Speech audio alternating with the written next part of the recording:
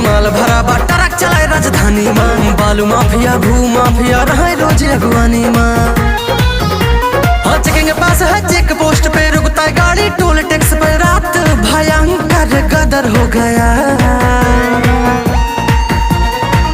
शाका जेल के अंदर बैठा, शाका जेल के अंदर बैठा बाहर मर्डर हो गया। शाका जेल के अंदर बैठा बाहर मर्डर हो गया।